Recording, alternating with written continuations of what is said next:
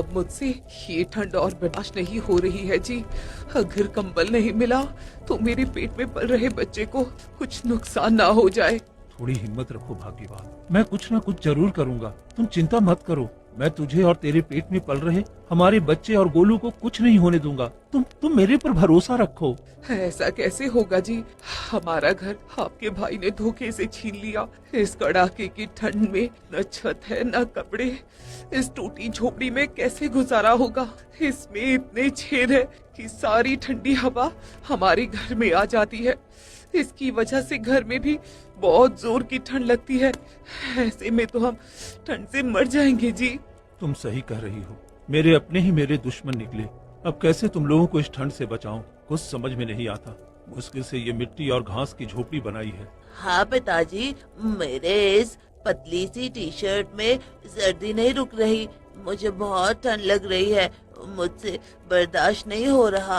अब तो आग जलाने के लिए लकड़ी भी खत्म होने वाली है। यही आखिरी लकड़ी थी जिसे मैंने जला दिया। ठंड से कांप कांप कर तीनों का रंग नीला पड़ चुका था। ये देख लकड़हारा बंसी परेशान हो जाता है।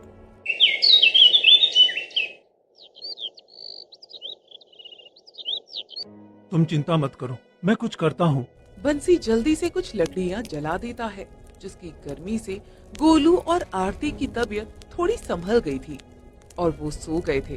पर बंसी अभी भी चिंता में जगा हुआ था।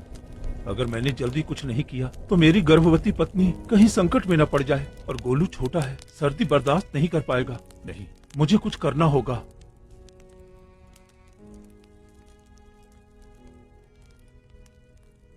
रात के किसी पहर लकड़ियां भी खत्म हो जाती हैं और आरती की तबीयत बिगड़ने लगती है।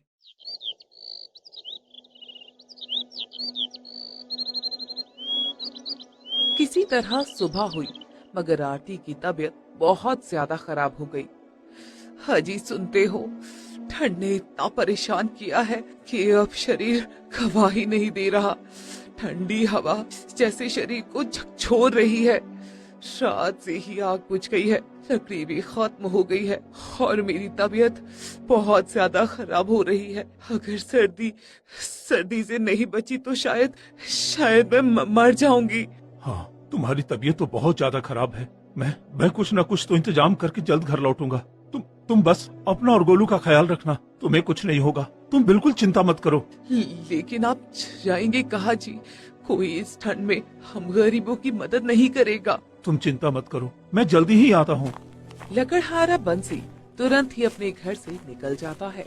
ठंड इतनी थी कि शरीर बर्फ जैसा जमने लगा था। हाथ पैर सुन्न होने लगे थे।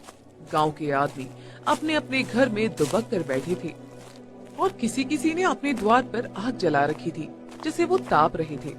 चारों ओर कोहरा छाया हुआ था। गांव के पालतू जानवर भी दुबक कर बैठे थे। बंसी अपने मन में सोचता है, क्यों न मैं अपने बड़े भैया से कुछ मदद मांग लूं। वो बेशक मेरा घर छीन लिए हैं, लेकिन वो मेरी हालत और मेरी पत्नी की हालत सुनेंगे तो वो मेरी मदद जरूर करेंगे। इतना सोचकर वो अपने भाई शंभू के घर जाता है और उसके आगे हाथ जोड़कर कहता है, भैया, मैं आपके आगे हाथ जोड़कर आपसे मदद मांग रहा हूँ। मुझे मेरा घर लौटा दो भैया। मेरी झोपड़ी में बहुत ठंड लगती है। मेरी पत्नी के पेट में बच्चा पल रहा है। उसकी तबीयत इस कड़ाके की ठंड में बहुत खराब है। अगर आप मेरा घर लौटा दोगे तो मैं अपने परिवार को ठंड से बचा लूंगा। बंसी की ये बात सुनकर शंभू को बहुत गुस्सा आया और वो जोर से बंसी को धक्का दे देता है, जिससे बंसी जमीन पर गिर जाता है। अरे ओए भिखारी, तुम्हें इतनी हिम्मत कि तुम मेरे घर आकर मुझसे ऐसी बातें कर रहे हो? अरे ये घर तेरा था, अभी मैं इसको छीन चुका हूँ। बोल, क्या कर लेगा तू? ठीक है भैया, आप बड़े हो, आप मुझे मार सकते हो, मुझे जरा भी बुरा नहीं लगा। मगर घर नहीं देना है तो मत दीजिए। बस कुछ दिनों के लिए अपने घर में शरण दे दीजिए। कुछ दिनों के लिए मेरी पत्नी और मेरे बेटे को रख लो अपने घर में भैया। ओए, जा निकल यहाँ से, और अगर नहीं गया ना तो मैं अभी अपने नौकरों से धक्के मार के निकलवा दूंगा। अरे तुम जैसा भाई इस दुनिया में बहुत है। मैं तुम जैसे भिखारी को अपने घर में नहीं रख सकता। चल यहाँ से निकल। शंभू धक्के देकर बंसी को घर से निकाल देता है। बंसी दुखी मन से आगे बढ़ जाता है और आंख में आंसू लेकर मन ही मन सोचता है, मेरे भैया बहुत निर्दयी हो गए हैं। जब तक पिताजी जिंदा थे तब तक मेरे भैया मुझे अपने जान का टुकड़ा मानते थे, मगर अब पिताजी के जाते ही इतना मतलबी हो गए कि अपने ही भाई को घर से निकाल दिए। लेकिन मैं हार नहीं मानूंगा, मुझे कुछ तो कुछ करना ही होगा। बंसी जैसे ही आगे बढ़ा तो वो देखता है कि कुछ लोगों के साथ मुखिया भी उसे आग तापते हुए दिखाई दे रहा है।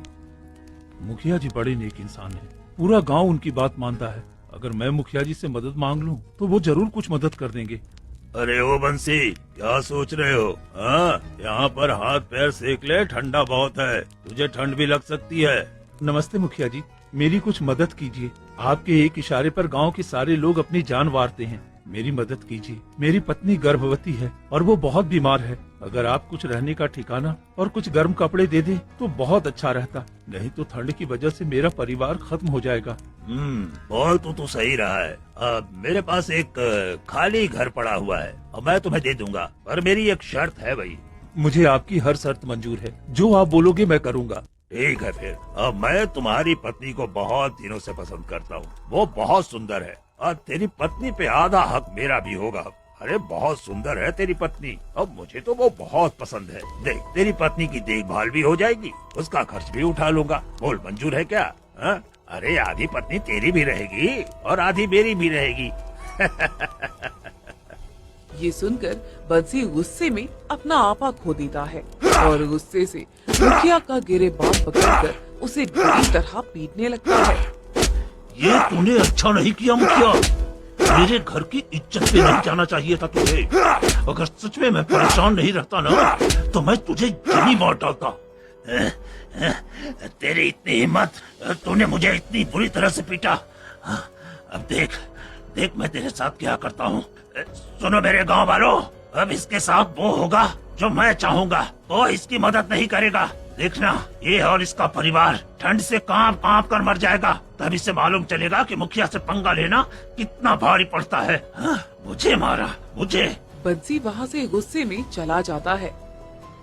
सुनो सोहम, जाओ और इसकी झोपड़ी में आग लगा दो। इसने मेरे साथ जो किया है उसका बदला मुझे चाहिए। उधर बंसी थका हारा जब अपने घर वापस आया तो हैरान रह गया, क्योंकि उसकी झोपड़ी में आग लग चुकी थी। फटे हुए कपड़ों में उसकी गर्भवती पत्नी मर चुकी थी और गोलू ठंड से सिकुड़ते हुए रोए जा रहा था। पिताजी, आप आ गए। ये देखो, गांव से कुछ लोग आए थे, उन्होंने हमारी झोपड़ी में आग लगा दी। माँ ने रोकने की बहुत कोशिश की तो इन्होंने माँ को भी आग में धक्का दे दिया और माँ आग में जल गई। पिताजी, माँ से कहो ना कि उठ जाए। ये देख बंसी फूट फूट कर रोने लगता है।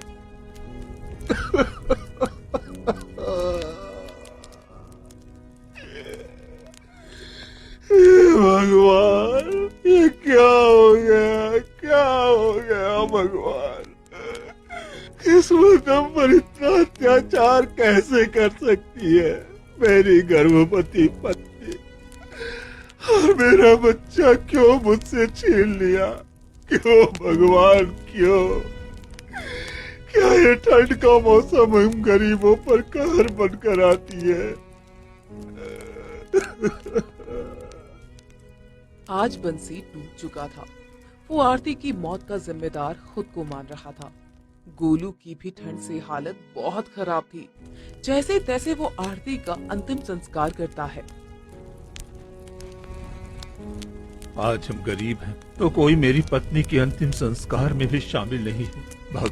भगवान, ये तेरा कैसा इंसाफ है। आज मैं खुद से वादा करता हूँ, जो मेरी पत्नी के साथ हुआ वो मैं अपने बेटे के साथ नहीं होने दूंगा। अब चाहे जो भी करना पड़े मैं करूंगा। अपने बेटे के लिए एक सुरक्षित घर बनाऊंगा जिसमें ठंड उसे छू भी न पाएगी।